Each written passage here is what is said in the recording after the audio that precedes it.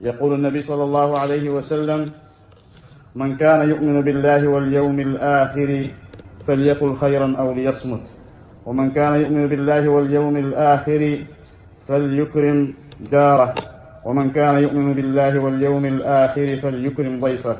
رواه البخاري ومسلم. Brothers and sisters, this hadith highlights three important matters. These three matters connect true and complete faith with three major areas. First, speech, controlling one's tongue. Second, social relations, treating one's neighbors well. Third, hospitality, honoring and caring for one's guests. First one, the control of the tongue. The principle is, let him speak good or remain silent. Allah subhanahu wa ta'ala says, ما يلفظ من قول إلا لديه رقيب عتيد. He does not say a word without two angels ready to record it. Dear Muslims, not a single word leaves your mouth except that it is written. Nothing is lost. And on the day of judgment, you will be held accountable before Allah subhanahu wa ta'ala. The Prophet sallallahu alayhi wa sallam said, إن العبد لا يتكلم بالكلمة من سخط الله لا يلقي لها بالا يهوي بها في جهنم 70 خريفا. A person may say a word that angers Allah subhanahu wa ta'ala, displeases him, without thinking much of it and not giving it any importance, means without considering its consequences, and it will cause him to fall into hell for 70 years. Rawah al-Bukhari and Muslim. And when Mu'adh ibn Jabal radiallahu anhu asked about what leads to Jannah, the Prophet sallallahu alayhi wa sallam held his tongue and said, control this. Then he said, وَهَلْ يَكُبُّ النَّاسَ فِي النَّارِ عَلَى وُجُوهِهِمْ أَوْ قَالَ عَلَى مَنَاخِرِهِمْ إِلَّا حَصَائِدُ أَلْسِنَتِهِمْ. O Mu'adh, is there anything that throws people into the fire on their faces or on their noses except that harvest of their tongues?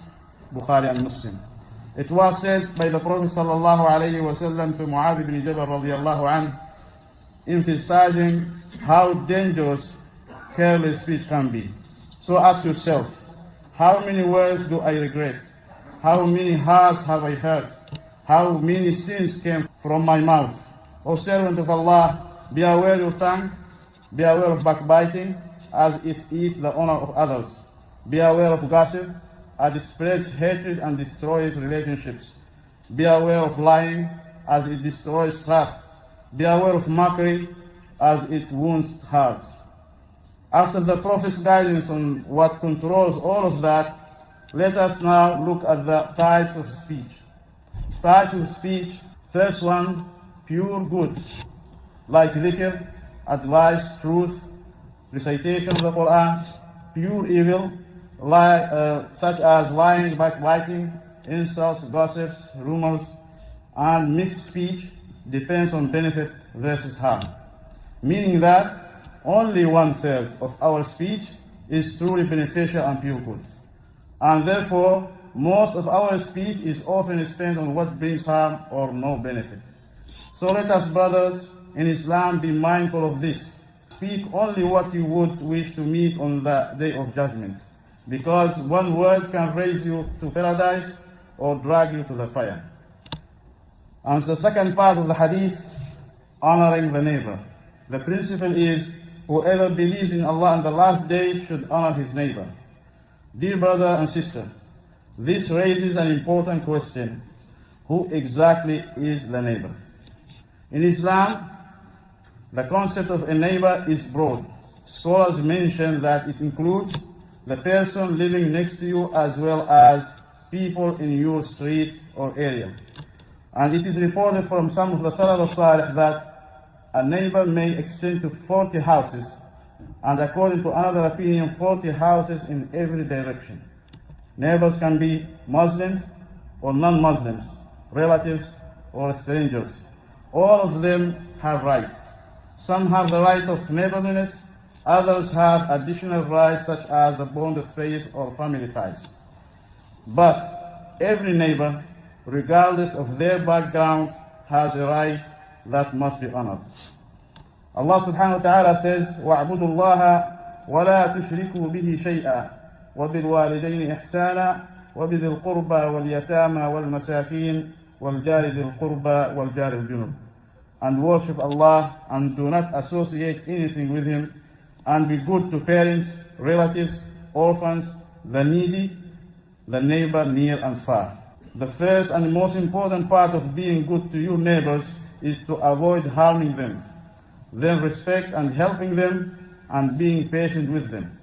The Prophet ﷺ said, "Wallahi la yu'min, wallahi la yu'min, wallahi la yu'min." قيل من يا رسول الله؟ قال الذي لا يأمن جاره بوائقه. Wallahi, he is not a believer. Wallahi, he is not a believer. Wallahi, he is not a believer. They said, who ya Rasulullah? Rasulullah sallallahu alayhi wasallam replied, the one whose neighbor is not safe from his harm. Bukhari and Muslim. Dear Muslims, be there for your neighbor. If he asks for your help, help him. If he is in need, support him. If he is sick, visit him. If he is blessed, rejoice with him. And if he is tested, stand beside him and comfort him. Do not harm him, not with your actions, nor even with the smell of your food, unless you share it. And if you are given something good, then let him share in it, or at least do not let it become a sabab of hurt between your children and his. This is not just kindness, this is Iman in action.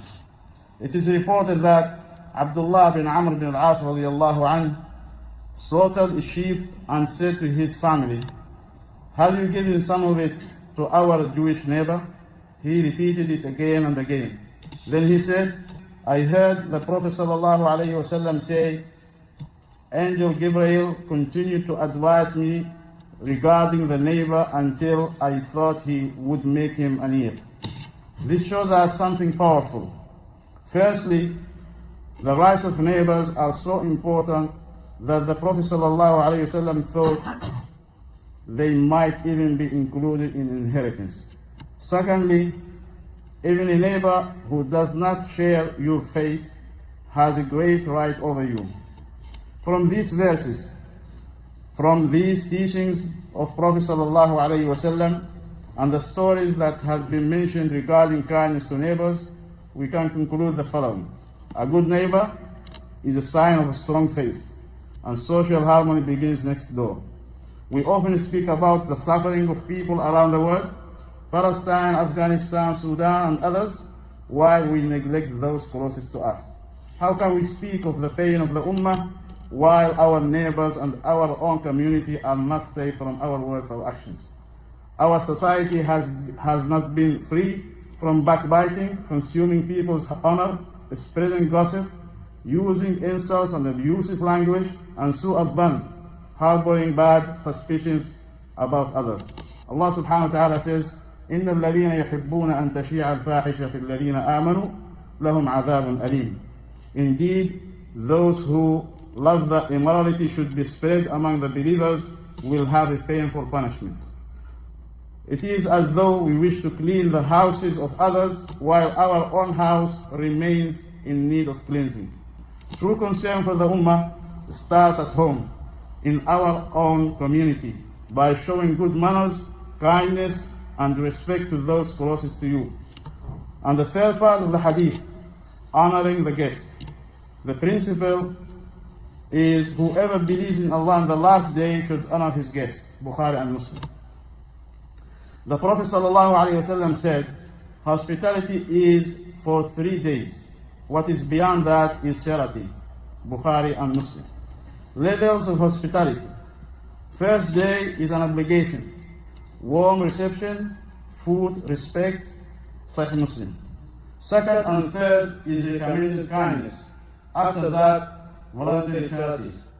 It is reported from the Prophet ﷺ that he said, honoring the guest for first night is duty upon every Muslim. From this, the scholar understood that the first night of hospitality is an obligation. This is supported by Prophet ﷺ's statement. If they do not host you, then take from them the right of the guest which they were obliged to give. It is also reported from some of the Salaf Salih, such as Uqba bin Amir and Abu Darda, that they said, whoever